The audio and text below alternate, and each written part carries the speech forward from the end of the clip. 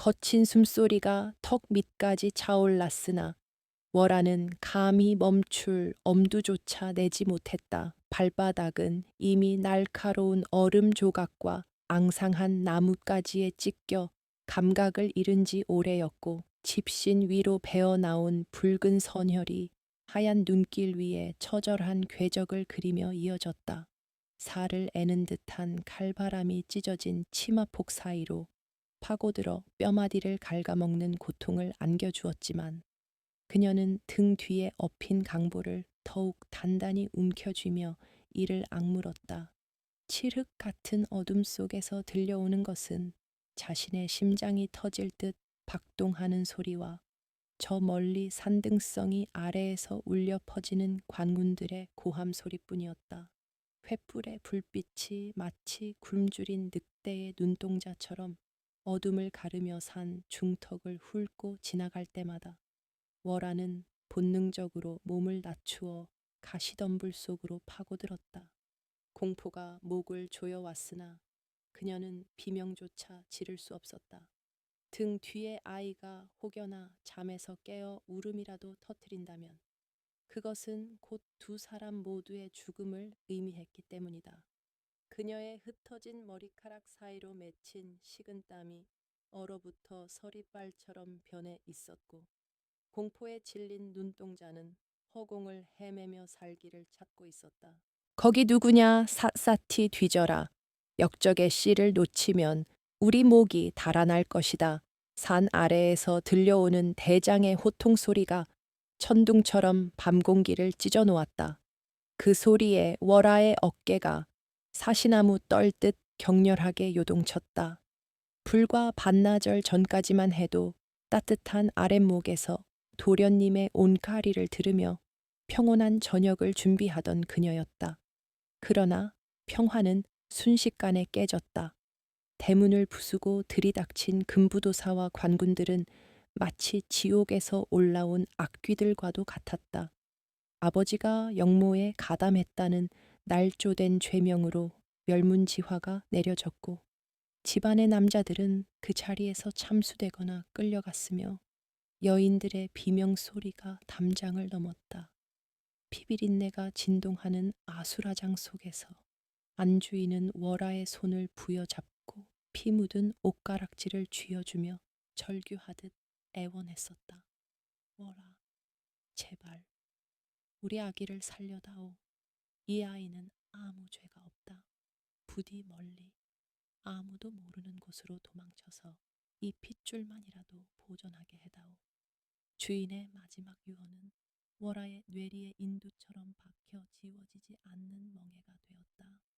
그녀가 뒷문을 통해 간신히 빠져나온 직후 등 뒤에서는 거대한 화염이 기와집을 집어삼키고 있었다. 지금 그녀가 걷고 있는 이 길은 사람이 다니는 길이 아니었다. 짐승이나 다닐 법한 험준한 산비탈을 네 발로 기어오르다시피 하며 도망치고 있었다. 눈은 무릎까지 쌓여 발을 내딛는 것조차 고역이었고 어디선가 들려오는 부엉이의 울음소리는 마치 저승사자의 부름처럼 들려왔다. 월아는 잠시 멈춰 서서 거친 숨을 골랐다. 등 뒤에 아이가 꼼지락거리는 느낌이 들자 그녀는 황급히 포대기를 들추어 아이의 상태를 살폈다. 다행히 아이는 지쳐 잠들어 있었으나 혹한의 추위에 얼굴이 파랗게 질려 있었다. 월아는 자신의 저고리를 풀어 헤쳐 아이를 품속 깊이 안아 천을 나누려 애썼다. 아가, 조금만 참으세요. 제발 조금만 버텨주세요. 그녀의 입술은 얼어 터져 피가 맺혀 있었고 속삭이는 목소리는 갈라져 쇳소리가 났다. 그녀는 자신이 살기 위해서가 아니라 억울하게 죽어간 주인 내외의 한을 풀고 이 어린 생명을 지키기 위해 짐승이 되기를 자처하고 있었다. 고귀했던 가문의 마지막 희망이 천한 여종의 등에 엎여 목숨을 부지하고 있다는 사실이 기가 막힐 노릇이었으나 지금은 신분의 귀천 따위를 따질 겨를이 없었다. 다시 발걸음을 옮기려던 찰나 발밑의 눈이 푹 꺼지며 월아의 몸이 균형을 잃고 비탈 아래로 굴러떨어졌다. 뾰족한 바위에 정강이를 부딪히고 가시덤불이 얼굴을 핥히었지만 그녀는 굴러떨어지는 와중에도 본능적으로 몸을 웅크려등 뒤에 아이를 감쌌다. 쿵 하는 소리와 함께 처박힌 곳은 꽁꽁 얼어붙은 계곡의 가장자리였다. 전신을 강타하는 고통에 신음이 절로 새어나왔지만 그녀는 고통을 느낄 새도 없이 벌떡 일어나 주위를 살폈다. 다행히 아이는 무사했으나 워라의 왼쪽 발목은 퉁퉁 부어오르기 시작했다. 절뚝거리는 다리를 이끌고 그녀는 계곡의 얼음 위로 조심스럽게 발을 내디뎠다. 강을 건너야만 추적자들을 따돌릴 수 있었다. 얼음장은 얇았고 그 밑으로 흐르는 검푸른 물살은 죽음의 입을 벌리고 기다리는 듯했다. 여기서 멈추면 다 죽는다. 그녀는 스스로를 채찍질하며 한 발 한 발 살얼음판을 내디뎠다. 얼음이 쩍쩍 갈라지는 소리가 날 때마다 심장이 덜컥 내려앉았지만 뒤에서 다가오는 횃불의 행렬보다는 차라리 차가운 물속이 나을지도 모른다는 생각마저 들었다. 강 중간쯤 다다랐을 때 갑자기 뒤쪽 숲에서 웅성거리는 소리와 함께 횃불 하나가 계곡 쪽으로 비추어졌다. 이쪽에 발자국이 있다. 계곡 쪽으로 향했다. 병사의 고함 소리가 들려왔다. 월하는 사색이 되어 얼어붙었다. 달빛조차 구름에 가려진 칠흑 같은 밤이었지만 눈 덮인 강 위는 횃불 빛을 받아 훤히 드러날 위험이 있었다. 그녀는 급히 강 한가운데 솟아있는 거대한 바위 뒤로 몸을 숨겼다. 차가운 바위 표면에 뺨을 대고 숨을 죽이니 쿵쿵거리는 심장 소리가 귀청을 찢을 듯 크게 들려왔다.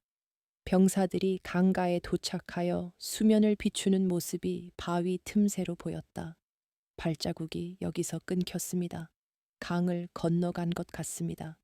병사의 보고에 뒤이어 말을 탄 대장이 나타났다. 그는 말 채찍으로 강을 가리키며 소리쳤다. 얼음이 얇아 말을 타고 건널 수는 없다. 일부는 상류로 돌아가고 나머지는 걸어서 건너라. 반드시 잡아내야 한다. 대장의 명령에 병사들이 주저하며 얼음 위로 발을 내디디려 하고 있었다. 절체절명의 순간 월하는 품속에서 주먹만한 돌멩이 하나를 집어들었다. 그리고 있는 힘껏 자신이 숨어 있는 반대편, 즉 병사들이 서 있는 곳에서 멀리 떨어진 하류 쪽 숲을 향해 던졌다. 돌멩이는 포물선을 그리며 날아가 숲 속의 나뭇가지를 요란하게 때리며 떨어졌다. 탁! 우수수. 정적을 깨는 소리에 병사들의 시선이 일제히 하류 쪽으로 쏠렸다. 저쪽이다. 놈이 하류 쪽으로 도망쳤다.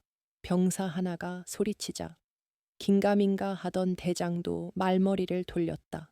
멍청한 놈들, 강을 건넌 척하고 숲으로 숨어들었구나. 전원 하류 쪽 숲을 포위하라. 횃불의 행렬이 급격하게 방향을 틀어 하류 쪽으로 멀어져 갔다. 월하는 그들이 완전히 시야에서 사라질 때까지 바위 뒤에 웅크리고 앉아 덜덜 떨었다. 극도의 긴장이 풀리자 다리에 힘이 풀려 주저앉을 뻔했으나 그녀는 다시 이를 악물고 일어섰다. 지금은 안도할 때가 아니었다. 그들이 속았다는 것을 깨닫고 다시 돌아오는 것은 시간 문제였다. 강을 건너 반대편 숲에 도달한 월하는 이제 걷는 것조차 힘겨워 네 발로 기어서 산비탈을 올랐다. 눈보라는 더욱 거세져 한치 앞을 분간하기 어려웠다. 추위와 배고픔, 그리고 끝없는 공포가 그녀의 정신을 혼미하게 만들었다. 환청처럼 주인의 비명소리가 들리는가 하면 눈앞에 따뜻한 밥상이 아른거리기도 했다. 하지만 그때마다 등 뒤에서 전해지는 아이의 미세한 심장 박동이 그녀를 현실로 끌어당겼다.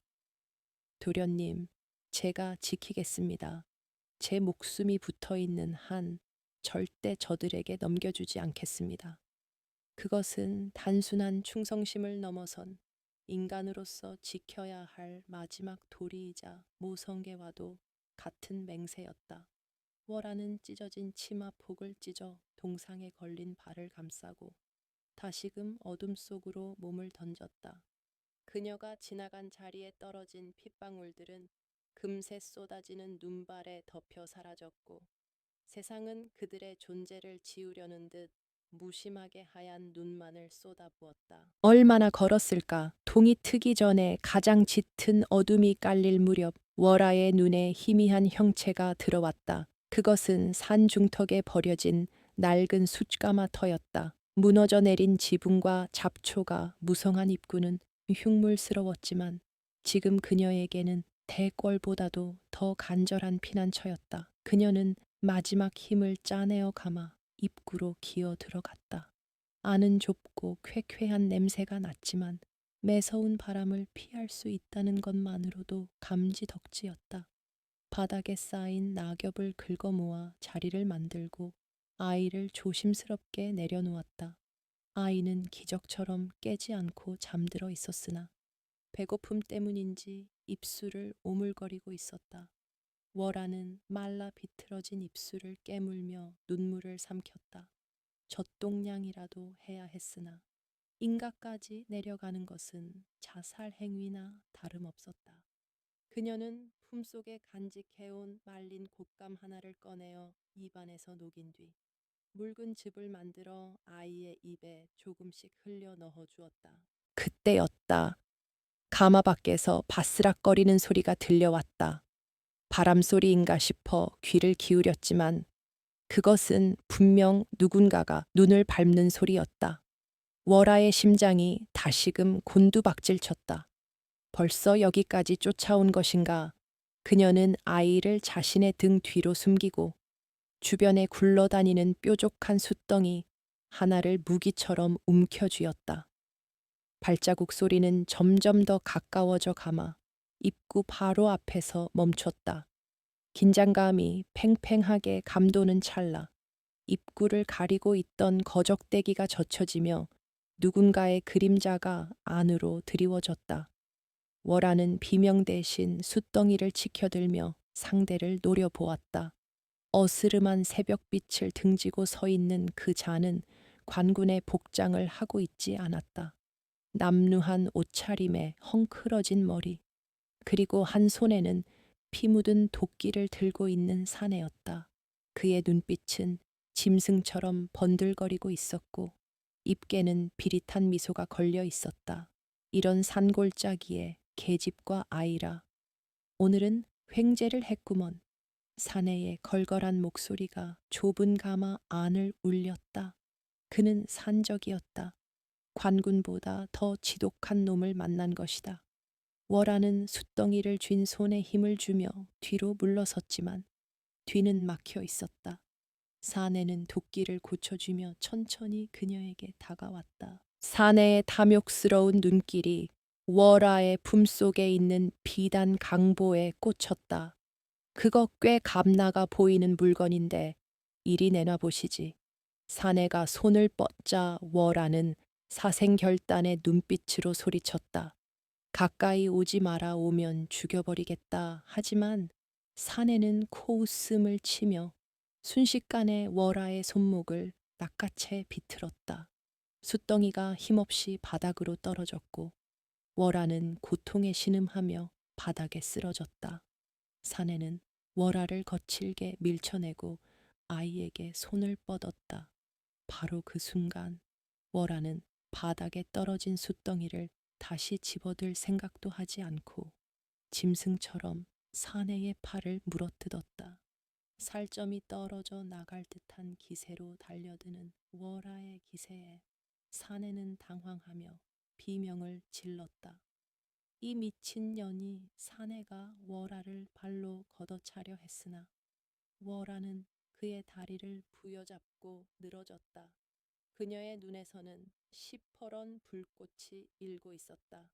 그것은 살려달라는 애원이 아니라 내 목숨을 가져갈지언정 아이만은 건들지 못한다는 어미 늑대의 포효였다. 가마 안에서의 사투가 시작되려는 찰나 멀리서 또 다른 소리가 들려왔다. 이번에는 분명한 말발굽 소리였다. 광운들이 산을 포위하고 좁혀오고 있었다. 산적도 그 소리를 들었는지 흠칫하며 동작을 멈췄다. 앞에는 흉악한 산적, 밖에는 포위망을 좁혀오는 관군. 월아와 아이는 문자 그대로 벼랑 끝에 몰려 있었다. 산적의 눈동자가 흔들렸다. 밖에서 들려오는 말 발굽 소리는 점점 거세져 마치 지축을 뒤흔드는 듯 했다. 월아는 그 짧은 찰나의 틈을 놓치지 않았다. 그녀는 품속 깊이 간직했던 피 묻은 옷가락지를 꺼내어 산적의 눈앞에 들어 보였다. 어둠 속에서도 영롱한 빛을 발하는 최고급 백옥이었다. 산적의 탐욕스러운 시선이 순식간에 옷가락지에 고정되었다. 이걸 줄 테니 뒷길을 알려다오. 관군에게 잡히면 너 또한 무사하지 못할 것이다. 그들은 네가 누구인지 묻기도 전에 목을 칠 놈들이다. 월아의 목소리는 낮지만 서리발처럼 차가웠다. 산적은 잠시 갈등하는 듯 했으나 밖에서 이 잡듯 뒤져라 라는 호통 소리가 들리자 잽싸게 가락지를 낚아챘다. 재수 옴붙었군. 저쪽 아궁이 뒤편을 뜯어내면 개구멍이 하나 있다. 살고 싶으면 그리로 꺼져. 사내는 뱉듯이 말하고는 자신이 먼저 반대편 어둠 속으로 쥐새끼처럼 사라졌다. 월아는 지체할 틈이 없었다. 그녀는 아이를 다시 단단히 업고 산적이 가리킨 아궁이 뒤편으로 몸을 날렸다. 썩은 널빤지를 뜯어내자 사람 하나 겨우 빠져나갈 만한 좁은 구멍이 나타났다. 그곳은 가마터의 연기를 빼내는 낡은 연통 구멍과 연결되어 있었다. 그녀가 몸을 비집고 들어가는 순간 가마 입구에 거적대기가 찢겨나가며 횃불을 든 관군들이 들이닥쳤다. 아무도 없습니다. 방금 떠난 흔적만 있습니다. 병사의 보고 소리가 등 뒤에서 들려왔다. 월아는 숨조차 쉬지 않고 좁고 시커먼 통로를 기어나갔다. 온몸이 숯검정으로 뒤범벅이 되었고 거친 돌부리에 무릎이 까져 피가 흘렀지만 고통을 느낄 겨를이 없었다. 그녀가 통로를 빠져나와 숲속 덤불로 몸을 굴렸을 때 가마터 쪽에서는 허탕을 친 관군들이 홧김에 가마를 부수는 소리가 요란하게 울려 퍼졌다. 가까스로 위기를 모면했으나 진짜 지옥은 이제부터였다. 산을 넘어 도망친 곳은 인적이라곤 찾아볼 수 없는 깊은 험지였다. 며칠째 이어진 굶주림과 추위는 월아의 정신을 갉아먹고 있었다. 그녀가 입고 있는 옷은 이미 너덜너덜해져 살을 가리는 구실조차 하지 못했고 발을 감싼 천조각은 얼어붙어 딱딱한 껍질처럼 변해 있었다. 아이는 배고픔에 지쳐 울 힘도 없는지 가끔씩 가느다란 신음소리만 낼 뿐이었다. 그 소리가 월아의 가슴을 후벼 팠다. 차라리 내 살을 베어 먹일 수만 있다면 그녀는 눈 덮인 소나무 껍질을 벗겨 입에 넣고 씹었다. 떫고 거친 나무 껍질이 목구멍을 찢으며 넘어갔지만 뱃속의 허기는 조금도 가시지 않았다. 오히려 속이 뒤틀리는 듯한 복통이 밀려왔다.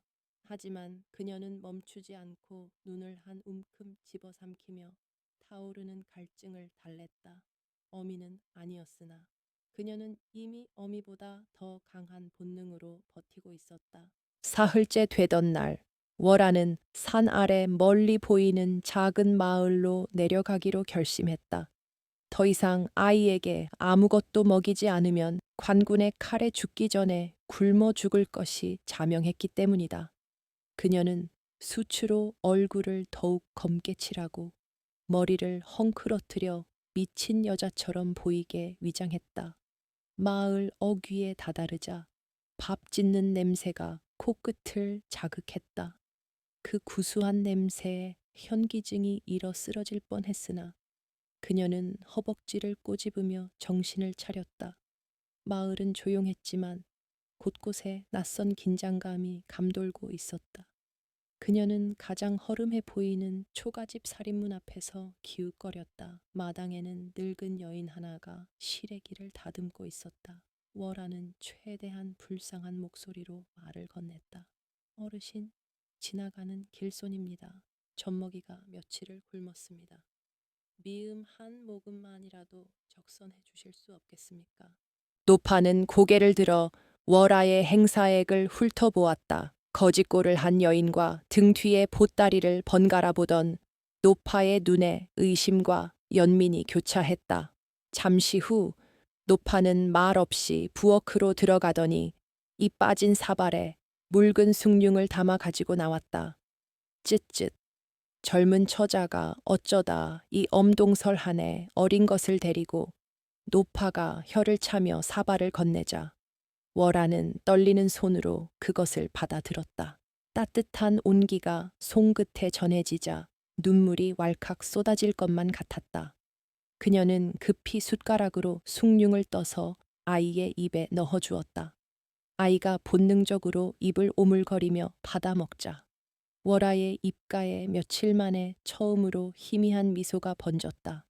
하지만 그 평온함은 오래 가지 않았다. 어머님, 누구입니까? 살인문 밖에서 장작을 지게에 진 사내가 들어왔다. 사내의 눈은 매섭고 날카로웠다. 그는 월하를 보자마자 미간을 찌푸리며 노파에게 물었다. 노파가 대답하려는 찰나 사내의 시선이 월하의 허리춤에 머물렀다. 찢어진 치마 사이로 얼핏 보인 비단 놀이가의 끝자락 때문이었다. 그것은 월하가 미처 숨기지 못한 주인마님이 주신 마지막 유품 중 하나였다. 사내의 눈빛이 순식간에 탐욕스럽게 변했다. 거지라면서 비단 놀이개를 차고 있소. 그리고 그 아이를 감싼 강보, 예사 물건이 아닌 것 같은데 사내는 지게를 내려놓으며 월하에게 한 걸음 다가왔다. 그러고 보니 며칠 전 관에서 방이 붙었지. 역적의 씨를 데리고 도망친 여종을 잡으면 1,000냥을 준다고 말이야. 1,000냥. 그 말에 월하의 심장이 덜컥 내려앉았다. 사내의 눈은 이제 의심이 아닌 확신과 탐욕으로 번들거리고 있었다. 그는 천천히 낫을 집어들었다. 어머님, 방 안으로 들어가 계세요. 오늘 우리 집에 큰 복이 굴러 들어온 것 같습니다. 사내가 비릿하게 웃으며 다가오자 월하는 숭늉 그릇을 사내의 얼굴을 향해 힘껏 던졌다. 뜨거운 국물을 뒤집어 쓴 사내가 으악 하고 비명을 지르며 얼굴을 감싸 쥐는 사이 월하는 젖 먹던 힘을 다해 살인문을 박차고 뛰쳐나갔다. 전연 잡아라, 역적 놈들이다. 잡으면 1,000냥이다. 등 뒤에서 사내의 고함 소리가 온 마을을 깨웠다. 개들이 짖어대고 집집마다 사람들이 뛰쳐나왔다. 평범했던 마을 사람들은 순식간에 현상금을 노리는 사냥꾼들로 돌변했다. 월하는 뒤도 돌아보지 않고 뛰었다. 폐가 터질 것 같았고 다리는 청은망은 무거웠지만 멈출 수 없었다. 마을을 벗어나 다시 산길로 접어들었을 때 뒤쫓아 오던 횃불들이 하나둘 늘어나고 있었다. 관군뿐만 아니라 이제는 백성들마저 그녀의 적이었다. 세상 그 어디에도 그녀와 아이를 위한 자리는 없었다. 오로지 그녀의 두 다리와 품속의 아이, 그리고 죽은 주인에 대한 맹세만이 그녀를 지탱하고 있었다. 그녀는 가시덤불이 우거진 비탈길로 몸을 던져 굴렀다. 날카로운 가시에 살이 찢겨 나갔지만 그것이 오히려 흔적을 지우고 추격자들의 속도를 늦출 유일한 방법이었다. 피투성이가 된 채 덤불 속에 웅크린 월하는 거친 숨을 몰아쉬며 하늘을 올려다 보았다. 구름 사이로 비친 달빛이 야속할 정도로 차갑게 빛나고 있었다. 한참을 숨죽이고 있자 횃불 소동이 멀어졌다. 그러나 월아는 안심할 수 없었다. 마을에서 정체가 탄로 났으니 이 근방의 모든 길목이 봉쇄될 것이 뻔했다. 더 깊은 산속, 짐승들조차 살지 않는 곳으로 들어가야 했다. 그녀는 아이를 다시 추스르며 일어섰다. 그때 덤불 너머 어둠 속에서 푸른 안광 두 개가 번뜩였다. 늑대였다. 굶주린 늑대 한 마리가 침을 흘리며 그녀와 아이를 노려보고 있었다. 사람을 피해 도망친 곳에서 짐승을 만난 것이다. 늑대는 낮은 으르렁거림과 함께 천천히 거리를 좁혀왔다. 월아는 주변을 더듬어 손에 잡히는 굵은 나뭇가지를 집어들었다. 그녀의 눈빛은 공포를 넘어선 광기로 번들거렸다. 오너라, 와라, 광운 놈들도, 너 같은 짐승도 내 아이는 절대 못 건드린다. 월아는 쉰 목소리로 짐승을 향해 짖듯이 소리쳤다. 그녀의 기세에 눌린 것일까? 아니면 그녀에게서 풍기는 죽음의 냄새가 역겨웠던 것일까? 늑대는 잠시 주춤하더니 이내 흥미를 잃은 듯 고개를 돌려 어둠 속으로 사라졌다. 짐승조차 외면한 비참한 몰골이었으나 월아는 안도감에 다리가 풀려 주저앉았다. 그녀는 퉁퉁 부어오른 젖가슴을 부여잡았다.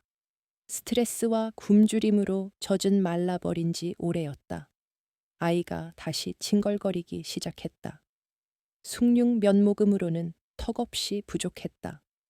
월아는 찢어진 저고리 안으로 손을 넣어 아이의 입에 자신의 새끼손가락을 물렸다.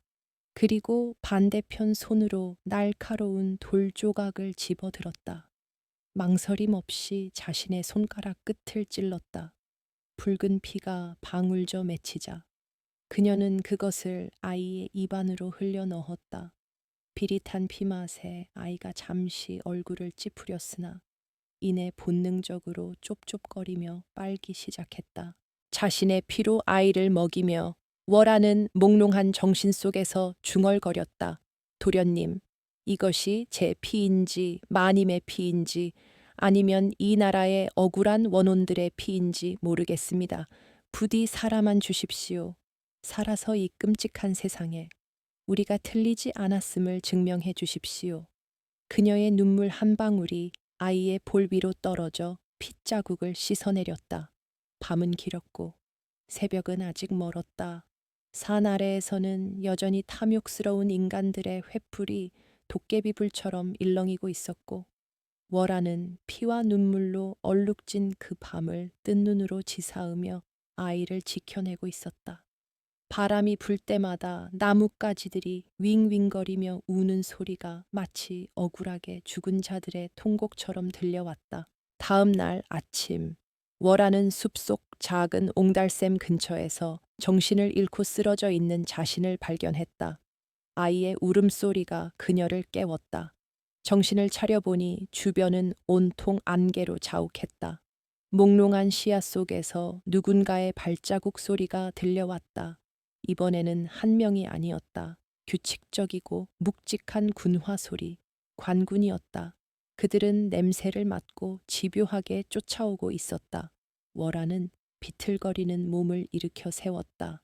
이제 더 이상 도망칠 곳도 숨을 곳도 마땅치 않았다.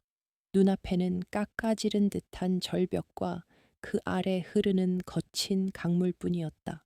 그리고 그 강 건너편에는 낡은 나루터가 하나 보였다.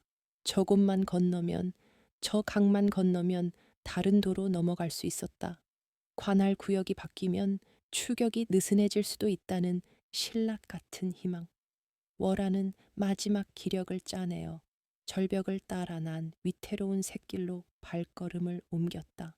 그것은 호랑이 아가리에서 벗어나 악어떼가 우글거리는 늪으로 들어가는 것과 다름없는 선택이었으나 그녀에게는 다른 길이 없었다.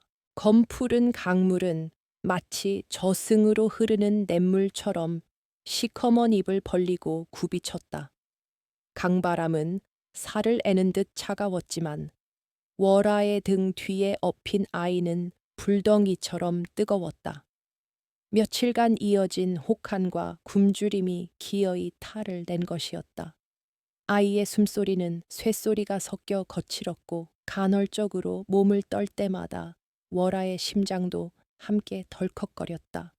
뒤에서는 관군의 추격대가 좁혀오고 아픈 넘실거리는 강물이 가로막고 있는 형국 유일한 살길은 저 아래 나루터에서 배를 타는 것뿐이었으나 그곳은 이미 관군들이 진을 치고 검문을 하고 있을 게 뻔했다. 월아는 벼랑 끝 바위 틈에 몸을 숨기고 나루터의 동태를 살폈다. 예상대로 나루터에는 붉은 옷을 입은 포졸들이 오가는 사람들의 얼굴을 일일이 확인하고 진보다리를 쑤셔보고 있었다. 이대로 내려가면 잡힌다. 그렇다고 산으로 다시 올라가면 얼어 죽거나 짐승밥이 될 것이다. 월아는 절망적인 눈빛으로 주위를 둘러보았다. 그때 바위 틈새에 자라난 이름 모를 독초들이 눈에 들어왔다. 잎사귀에 붉은 반점이 돋아 있는 스치기만 해도 살이 부르트고 진물이 난다는 독풀이었다. 순간 월아의 뇌리에 끔찍하지만 유일한 계책이 스치고 지나갔다. 그녀는 망설임 없이 독초를 뜯어 돌로 지식였다. 지식여진 풀에서 흘러나온 시퍼런 독액을 손가락에 찍어 자신의 고운 얼굴에 문지르기 시작했다. 살이 타들어가는 듯한 고통에 입술을 깨물어 비명을 삼켰다. 순식간에 그녀의 얼굴은 붉게 부어오르고 물집이 잡혀 마치 끔찍한 역병에 걸린 사람처럼 흉측하게 변해갔다. 하지만 이것만으로는 부족했다. 그녀는 자신의 머리카락을 듬성듬성 잘라내고 흙먼지를 뒤집었어 흉물스러운 몰골을 만들었다. 그리고 아이를 감싼 비단 강보 위에 진흙과 오물을 잔뜩 발라 더러운 걸레 조각처럼 보이게 했다. 도련님, 잠시만 참으십시오. 인연이 죽어서 지옥에 갈 죄를 짓더라도 도련님만은 살리겠습니다. 월아는 아이의 얼굴에도 숯검정을 칠해 병색이 완연한 아이로 위장했다. 고통으로 일그러진 그녀의 얼굴은 이제 여종 월아가 아닌 세상 천지에 버림받은 병자의 모습이었다. 그녀는 다리를 절뚝거리며 일부러 괴상한 신음소리를 내며 나루터로 향하는 비탈길을 내려갔다. 나루터에 가까워지자 포졸들의 시선이 그녀에게 쏠렸다. 멈춰라. 어디서 오는 년이냐. 포졸 하나가 창을 겨누며 소리쳤다. 월아는 대답 대신 바닥에 주저앉으며 기괴한 기침을 토해냈다. 콜록콜록 나으리, 제발 배 좀 태워주십시오. 강 건너 의원을 찾아가야 합니다. 제 새끼가 역병이 옮아 죽어가고 있습니다.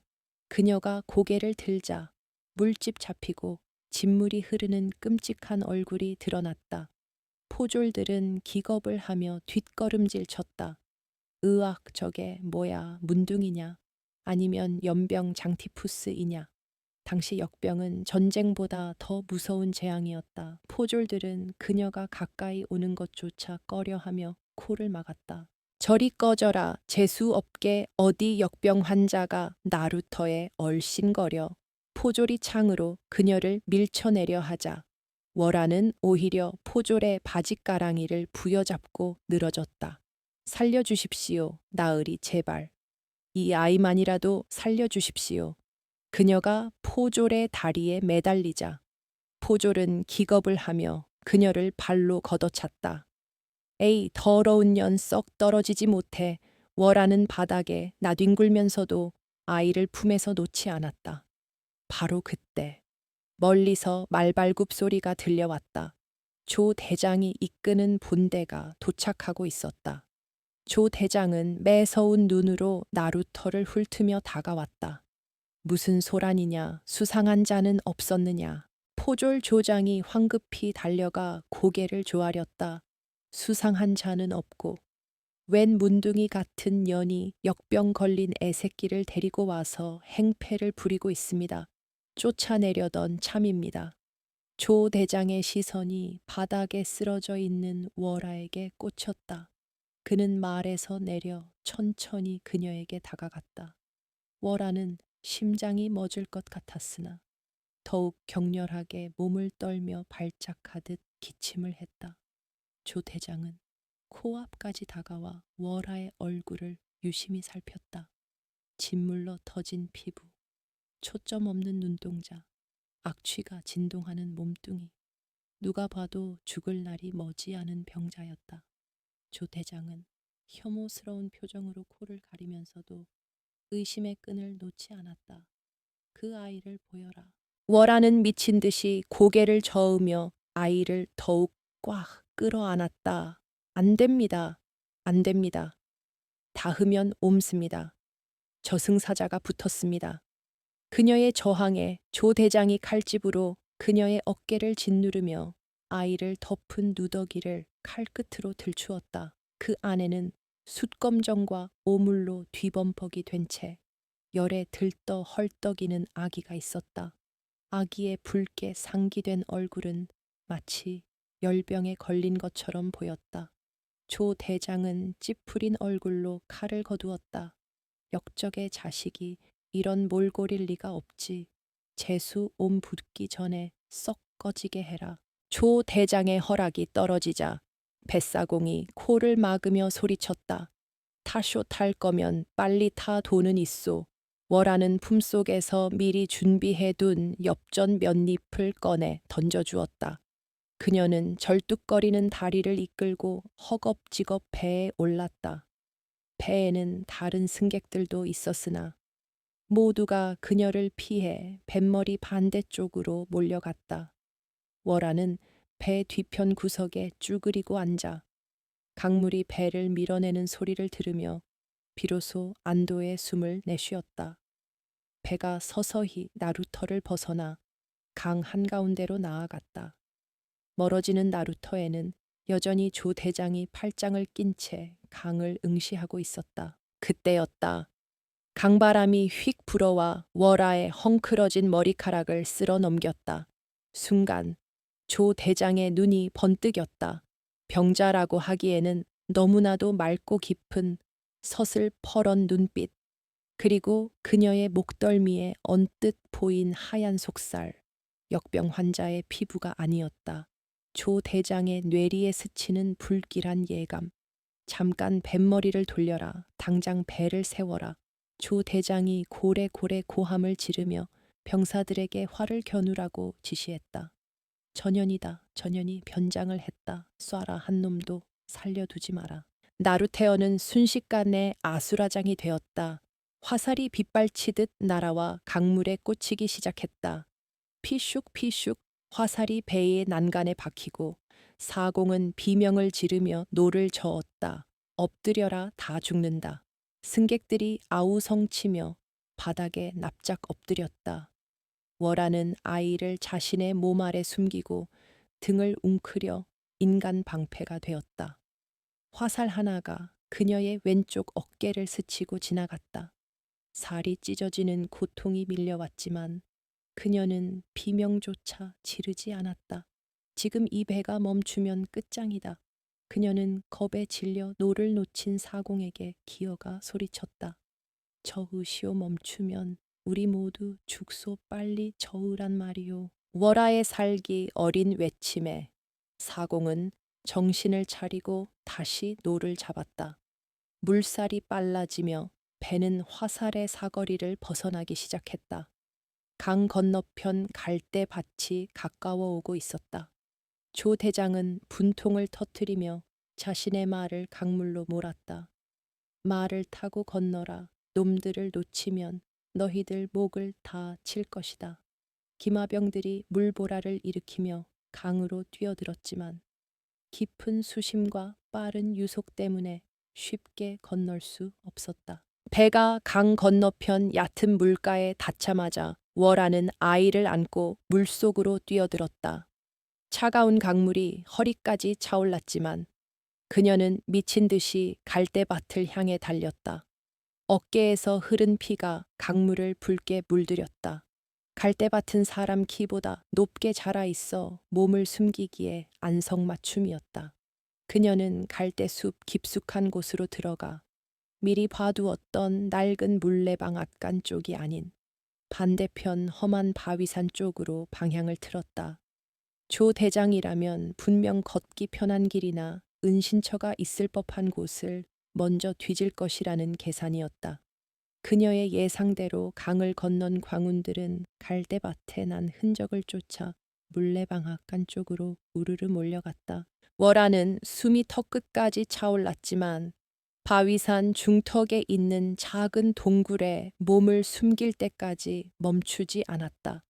동굴 안은 습하고 어두웠으나 적어도 바람은 피할 수 있었다. 그녀는 떨리는 손으로 아이를 내려놓고 상태를 살폈다.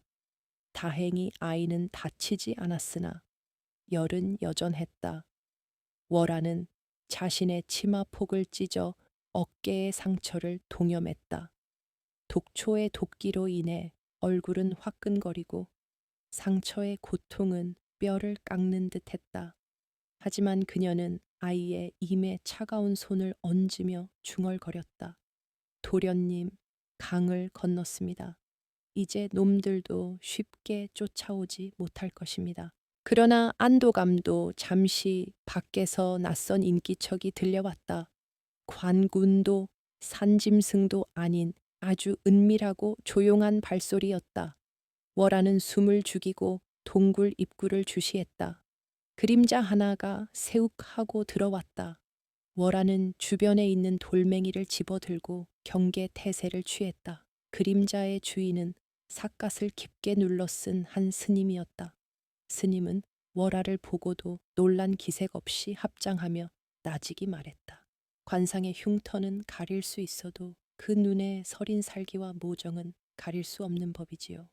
피냄새를 맡고 왔습니다만 갈 곳 없는 영혼들이시군요. 스님의 등 뒤로는 멀리서 조 대장의 고함 소리가 메아리쳐 들려오고 있었다.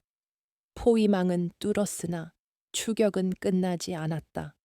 오히려 독이 오른 조 대장은 산 전체를 불태워서라도 그들을 찾아낼 기세였다. 월화는 스님을 경계하며 물었다. 누구십니까? 저희를 관에 넘기시려거든 지금 죽이십시오. 스님은 삿갓을 살짝 들어 올리며 덤덤한 표정으로 월화의 일그러진 얼굴을 바라보았다. 부처님 눈에는 역적의 자식도 왕의 자식도 다 같은 중생일 뿐입니다. 이 산 너머에 작은 암자가 하나 있습니다. 광운들이 들이닥치기 전에 그리로 피하시지요. 월화는 갈등했다. 이 스님을 믿어도 될 것인가? 하지만 아이의 상태가 한계에 다다랐다. 지금 치료하지 않으면 아이는 죽을 것이다. 월화는 마지막 도박을 걸기로 했다.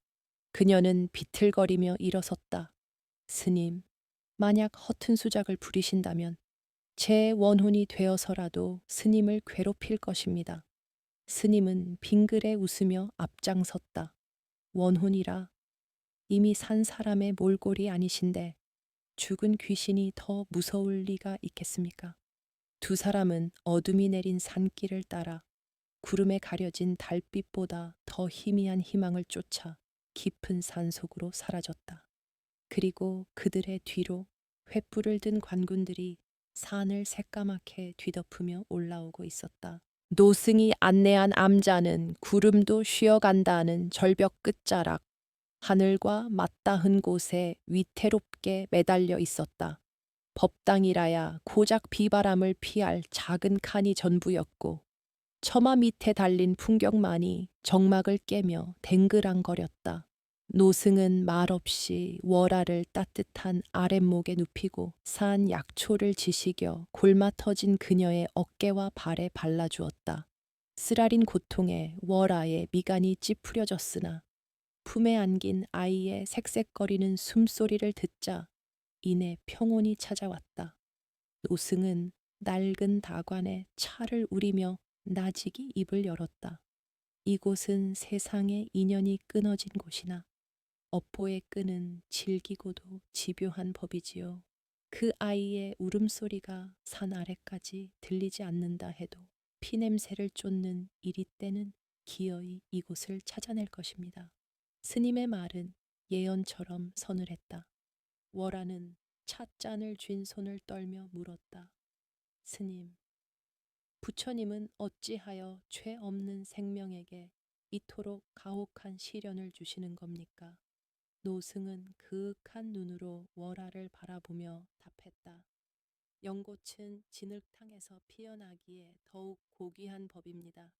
그 아이가 겪는 시련은 훗날 세상을 품을 그릇을 빚는 과정일지니 보살님은 그저 그 꽃이 피어날 때까지 바람을 막아주는 잎사귀가 되시면 됩니다. 그러나 그 바람은 너무나 빨리 그리고 거세게 몰아닥쳤다. 새벽 예불 소리가 차에 끝나기도 전 산 아래에서부터 수많은 횃불이 뱀혀처럼 날름거리며 암자로 올라오는 좁은 길을 가득 메웠다. 이곳이다. 발자국이 이 절간으로 이어졌다. 조 대장의 표독스러운 목소리가 새벽 공기를 갈랐다. 암자의 마당은 순식간에 관군들의 군화발로 더럽혀졌고 평화롭던 풍경 소리는 칼을 뽑는 섬뜩한 소리에 묻혀버렸다. 당장 나와라. 역적의 씨를 숨겨준 땡중 놈도 가만두지 않겠다. 조 대장이 법당 문을 발로 차 부수며 소리쳤다. 월화는 더 이상 도망칠 곳이 없음을 직감했다. 뒤는 천길 낭떠러지였고 아픈 서슬 퍼런 칼날의 숲이었다.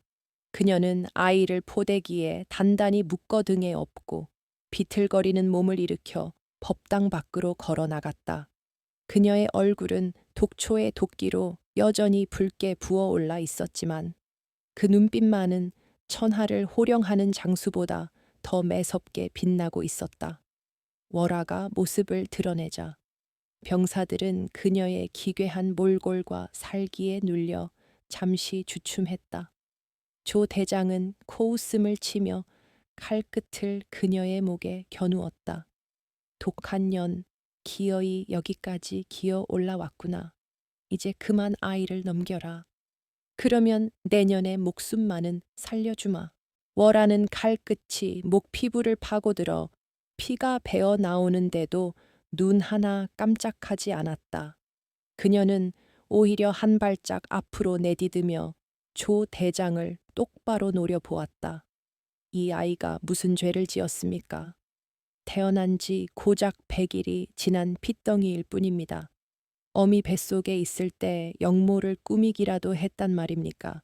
그녀의 목소리는 작았으나 암자 마당을 쩌렁쩌렁 울리는 힘이 있었다. 조 대장은 비릿하게 웃었다. 역적의 피는 씻을 수 없다. 잡초는 뿌리까지 뽑아야 후환이 없는 법.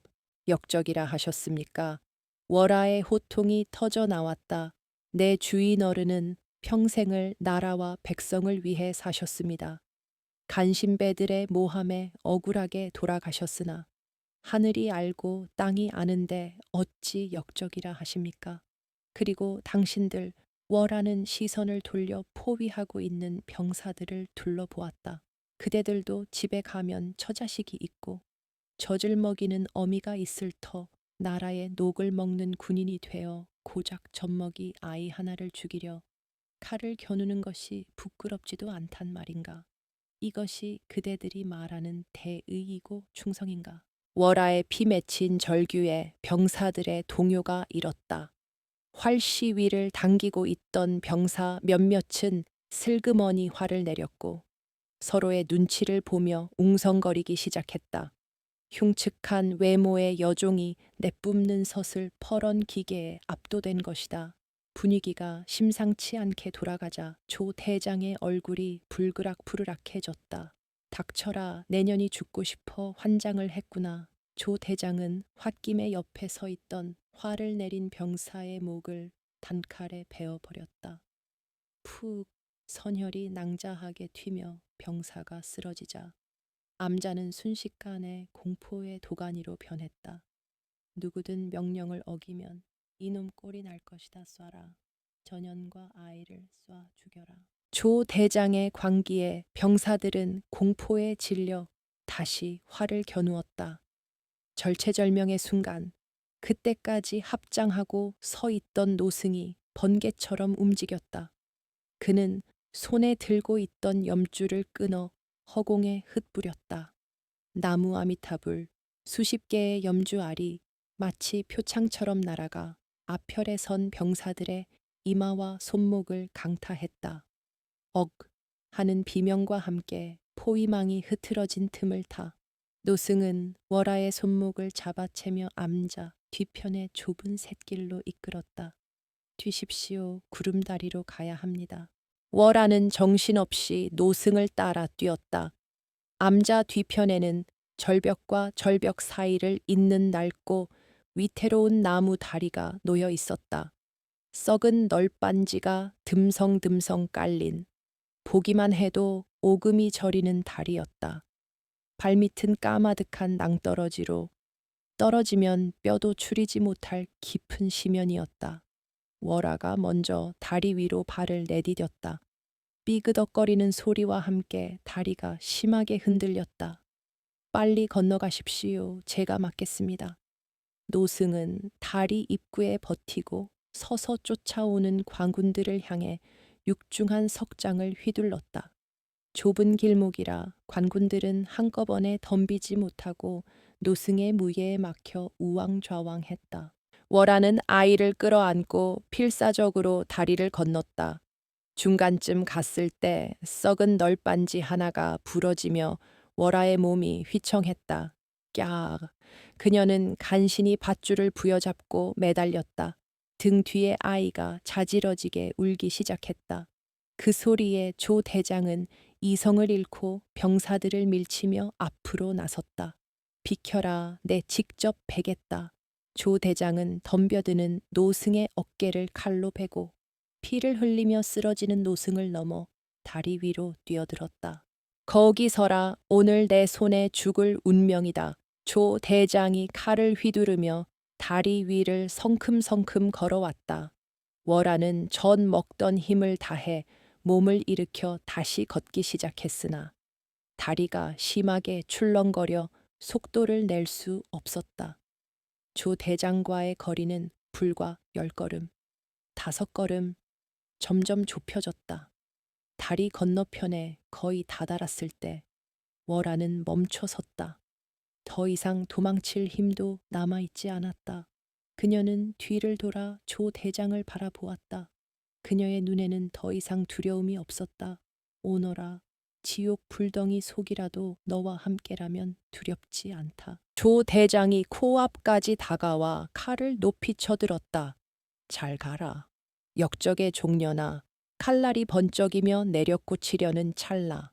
쓰러져 있던 노승이 마지막 힘을 짜내어 기어와 다리를 지탱하고 있던 굵은 밧줄 하나를 도끼로 내려찍었다.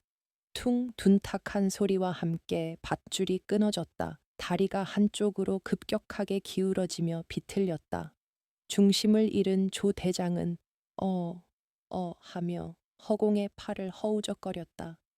월아는 기울어지는 다리 반대편 밧줄을 생명줄처럼 꽉 붙잡았지만 조 대장은 잡을 곳이 없었다.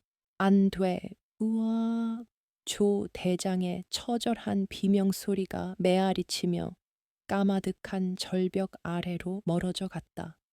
그는 자신의 탐욕과 함께 끝없는 심연 속으로 추락했다. 다리는 반쯤 무너져 절벽에 대롱대롱 매달린 처지가 되었다. 월아는 한 손으로 밧줄을 잡고 다른 한 손으로 아이를 감싸 안은 채 허공에 매달려 있었다. 위에서는 병사들이 당황하여 어쩔 줄 몰라 하고 있었다. 노승은 피를 토하며 소리쳤다. 보살님, 줄을 놓지 마십시오. 부처님의 가피가 말을 잇지 못하고 노승은 고개를 떨구었다. 월아는 이를 악물었다. 팔이 끊어질 듯 아팠다. 하지만 여기서 놓으면 끝이다. 그녀는 대롱대롱 매달린 다리를 타고 조금씩, 아주 조금씩 반대편 절벽을 향해 기어 올랐다. 손톱이 빠지고 손바닥이 찢어졌지만 멈추지 않았다. 마침내 그녀의 손이 반대편 절벽의 바위 틈을 움켜쥐었다. 그녀가 아이와 함께 절벽 위로 몸을 끌어올려 쓰러졌을 때 건너편에 있던 병사들은 감히 활을 쏠 엄두도 내지 못했다. 조 대장의 죽음과 노승의 희생, 그리고 월하의 초인적인 사투를 목격한 그들은 마치 신성한 무언가에 압도된 듯 멍하니 서 있을 뿐이었다. 월하는 거친 숨을 몰아쉬며 멀리서 희미하게 밝아오는 여명을 바라보았다. 조 대장은 죽었고 다리는 끊어졌다. 이제 더 이상 쫓아올 자는 없었다. 하지만 그녀가 잃은 것 또한 너무나 많았다. 그녀는 엉금엉금 기어가 절벽 끝에서 노승이 있는 쪽을 향해 큰 절을 올렸다. 눈물이 하염없이 흘러 볼의 숫검정과 핏자국을 씻어내렸다. 스님, 부디 극락왕생하십시오. 이 은혜 죽어서라도 갚겠습니다. 그녀는 다시 아이를 업고 일어섰다. 다리는 후들거리고 온몸은 만신창이었지만 그녀의 등에는 새로운 세상의 희망이 잠들어 있었다. 월하는 아무도 없는, 지도에도 없는 깊은 숲속을 향해 첫 팔을 내디뎠다. 이제부터는 숨는 것이 아니라 살아서 기다리는 싸움이 시작된 것이다. 바람이 불어와 그녀의 찢어진 옷자락을 날렸지만 그녀는 더 이상 춥지 않았다. 가슴 속에서 뜨거운 불덩이가 타오르고 있었기 때문이었다. 그것은 한 HN이 아닌 언젠가 반드시 돌아와 이 모든 것을 바로잡으리라는 굳건한 맹세였다. 세월은 유수와 같아 강산이 변하고 홍안이 백발이 된다 하였으나 깊은 산골의 시간은 마치 고인물처럼 더디게만 흘렀다. 15번의 겨울이 지나고 다시 찾아온 봄, 이름 모를 산사애들이 지저귀는 깊은 산중 오두막에는 평화로운 볕이 들고 있었다. 마당 한가운데서 약초를 말리고 있는 여인의 뒷모습은 작고 구부정했다. 한때 곱고 단아했던 월하의 얼굴은 독초의 후유증으로 인해 흉하게 일그러져 있었고 절벽을 기어 오르다 다친 왼쪽 다리는 굳어져 걸을 때마다 심하게 절뚝거려야 했다.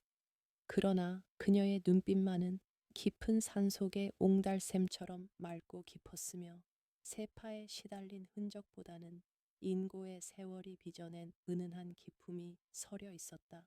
그녀는 말린 도라지를 뒤집으며 먼 산을 응시했다. 저 산 너머 세상은 어찌 변하였는지 억울하게 죽은 주인 내외의 원호는 후천을 떠돌고나 있지 않은지 그녀의 가슴 속 한편에는 늘 서늘한 바람이 불고 있었다. 어머니, 다녀왔습니다. 살인문을 밀고 들어서는 청년의 목소리가 굵고 힘찼다. 지게 가득 땔감을 지고 들어오는 청년의 모습은 남루한 벗을 입었음에도 감출 수 없는 귀티가 흘렀다. 훤칠한 키에 뚜렷한 이목구비, 그리고 무엇보다 그 눈매가 죽은 주인 대감을 쏙 빼닮아 있었다.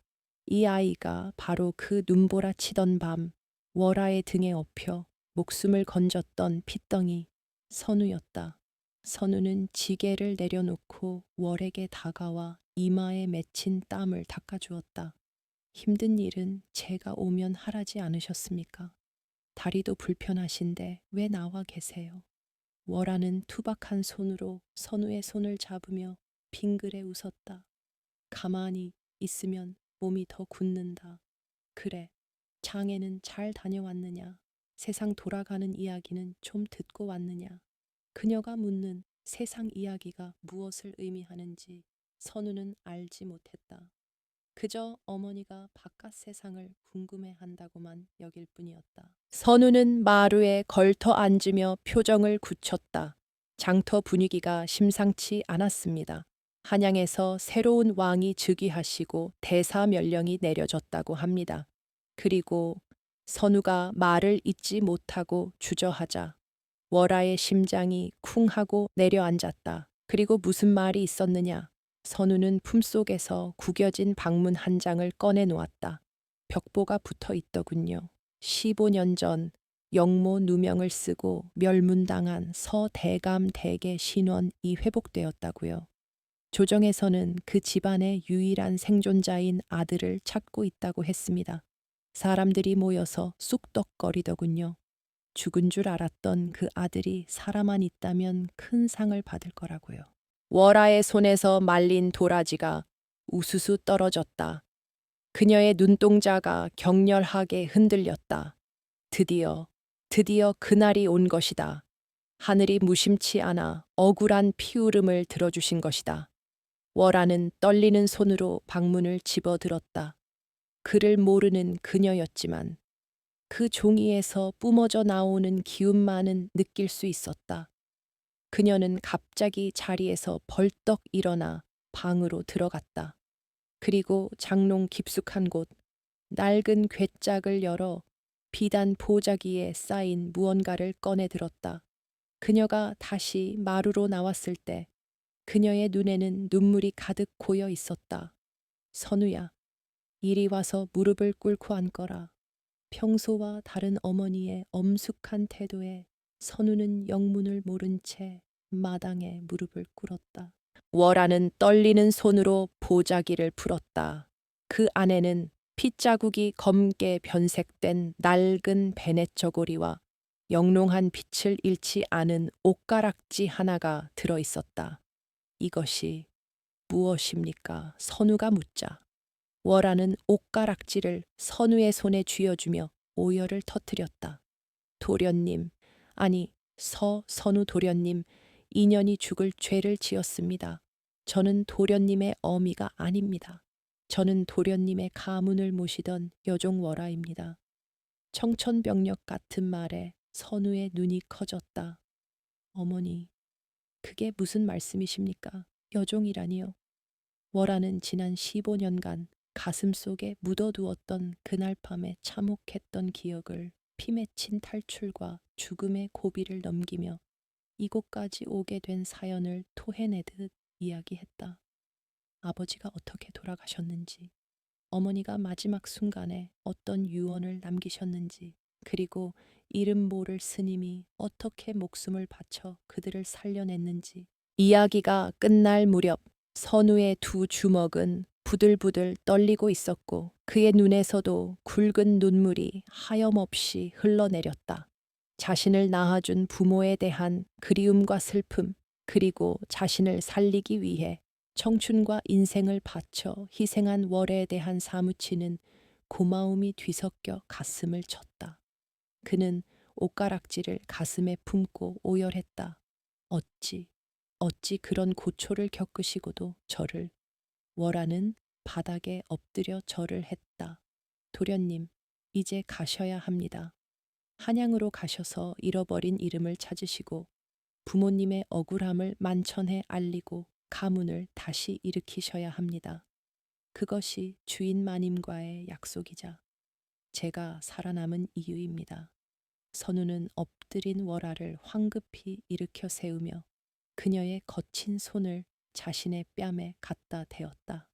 어머니, 저를 낳아주신 분도 어머니시지만 저를 살려주시고 길러주신 분 또한 저의 어머니이십니다.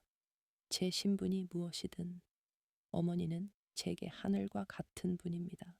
다음 날 새벽 선우는 보찜 하나를 메고 살인문을 나섰다. 월아는 동구 밖까지 따라 나와 그가 보이지 않을 때까지 손을 흔들었다. 부디 몸 조심하십시오. 부디 훌륭한 사람이 되셔야 합니다. 안개 속으로 사라지는 선우의 뒷모습을 보며 월아는 주저앉아 통곡했다. 자식을 떠나보내는 어미의 심정이 이러할까. 텅 빈 오두막으로 돌아온 그녀는 선우가 쓰던 베개를 끌어안고 며칠을 알아누웠다. 이제 그녀의 할 일은 끝났다. 그저 멀리서 도련님의 앞길을 위해 비는 것만이 남은 생의 몫이라 여겼다. 계절이 바뀌고 낙엽이 지고 눈이 내렸다. 산속의 시간은 다시 정막 속으로 침잠했다.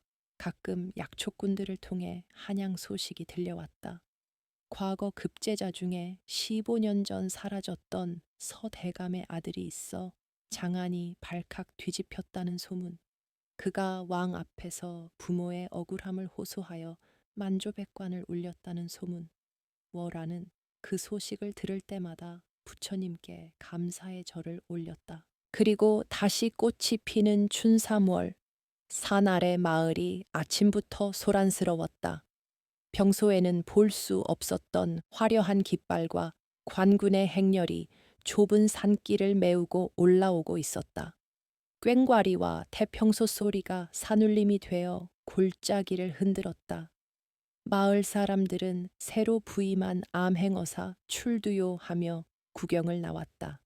행렬의 중심에는 네 사람이 매는 화려한 가마가 있었고 그 앞뒤로 푸른 관복을 입은 호위무사들이 위풍당당하게 걷고 있었다. 행렬은 마을을 지나 곧장 산속 오두막으로 향하는 비탈길로 접어들었다. 동네 아이들이 높은 나으리가 저런 귀신 나오는 산골에는 웬일이시래 하며 졸졸 따라붙었다. 월하는 밭에서 김을 매다 요란한 소리에 허리를 폈다. 멀리서 다가오는 행렬을 보며 그녀는 덜컥 겁이 났다. 혹시라도 도련님께 무슨 일이 생긴 것은 아닐까? 아니면 또다시 역적의 누명을 쓰고 잡으러 오는 것인가? 15년 전에 악몽이 되살아나 호미를 떨어뜨렸다. 그녀는 절뚝거리는 다리로 방 안으로 숨으려 했다. 그때 행렬의 선두에 있던 관리가 큰 소리로 외쳤다. 서선우 대감 행차시다. 이 집에 월하라는 분이 계시느냐? 그 목소리는 너무나도 익숙하고 그리운 목소리였다. 월하는 멈칫하며 뒤를 돌아보았다. 가마가 살인문 앞에 멈추고 가마 문이 열렸다. 관복을 입고 사모를 쓴 위풍당당한 청년이 내렸다. 가슴에는 하기 수노하진 흉배가 번쩍였고 허리에는 옥대가 둘러져 있었다. 늠름한 대장부가 되어 돌아온 선우였다. 그는 주위를 호위하던 병사들과 구경꾼들을 물렸다. 모두 물러가라. 내 어머니를 뵈러 왔다. 선우는 밭고랑 사이에 멍하니 서 있는 흙투성이의 초라한 노파에게로 성큼성큼 걸어갔다. 월하는 자신의 남루한 행사액이 부끄러워 고개를 숙이고 뒷걸음질 쳤다. 도련님, 어찌 이런 누추한 곳까지. 그녀는 감히 그를 쳐다보지도 못하고 땅바닥에 넙죽 엎드렸다. 소인에게는 과분한 행차이십니다. 어서 돌아가십시오. 그러나 선우는 흙바닥에 엎드린 월하의 앞에 다가와 자신의 비단 관복 자락이 더러워지는 것도 아랑곳하지 않고 털썩 무릎을 꿇었다. 주위에서 지켜보던 병사들과 마을 사람들이 아니 대감마님 하며 경악을 금치 못했다. 양반이. 그것도 당상관의 반열에 오른 고위 관료가 천한 여종에게 무릎을 꿇다니 있을 수 없는 일이었다. 하지만 선우는 아랑곳하지 않고 월하를 향해 큰 절을 올렸다. 이마가 땅에 닿도록 깊고 정중한 절이었다. 어머니, 불효자 선우가 이제야 돌아왔습니다. 늦게 와서 죄송합니다. 월하는 고개를 들어 눈물 범벅이 된 얼굴로 선우를 바라보았다. 도련님, 일어나십시오. 천한종에게 이러시면 아니 됩니다. 제발 이러지 마십시오. 월하가 말리려 하자 선우는 월하의 거친 두 손을 꼭 잡았다. 그의 눈시울도 붉어져 있었다. 천하다니요. 어머니는 제 생명의 은인이시며 저를 사람으로 만들어 주신 스승이십니다.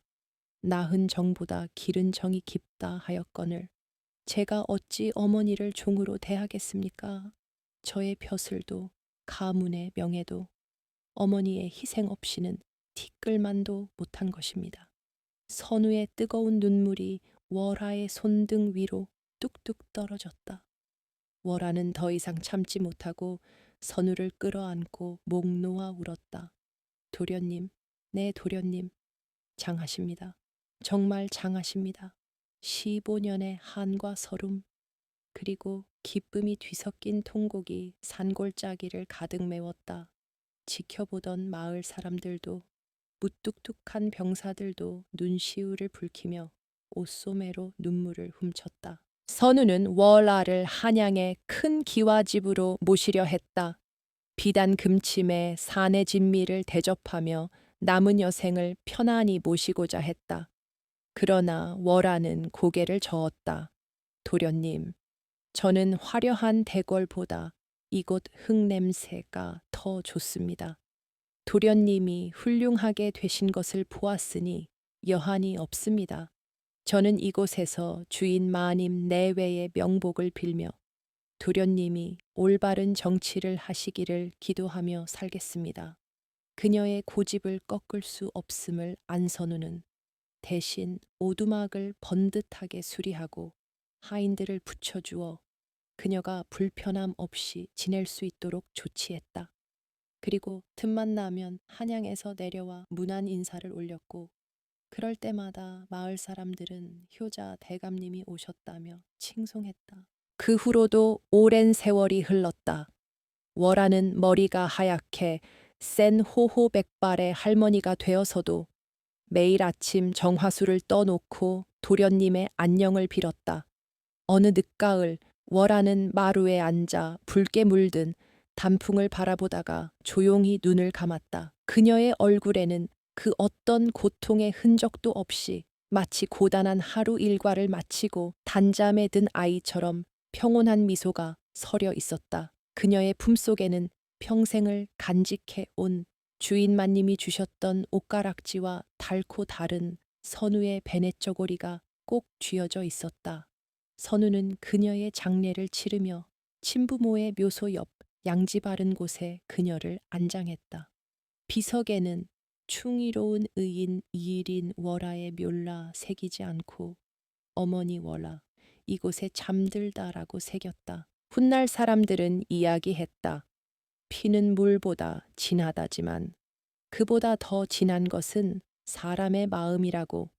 칼과 창으로 권력을 잡은 자들은 역사 속으로 사라졌으나 목숨을 걸고 신의를 지킨 여종의 이야기는 전설이 되어 입에서 입으로 전해졌다. 바람이 불 때마다 산속 오두막의 대나무 숲은 사각거리며 그날의 이야기를 노래하는 듯했다. 충종은 높은 벼슬아치의 가끈에 있는 것이 아니라 가장 낮고 천한 곳에서도 피어나는 꽃과 같은 것이라고. 세상이 아무리 험하고 악해도 사람을 살리는 것은 결국 사람의 따뜻한 마음 하나뿐이라는 것을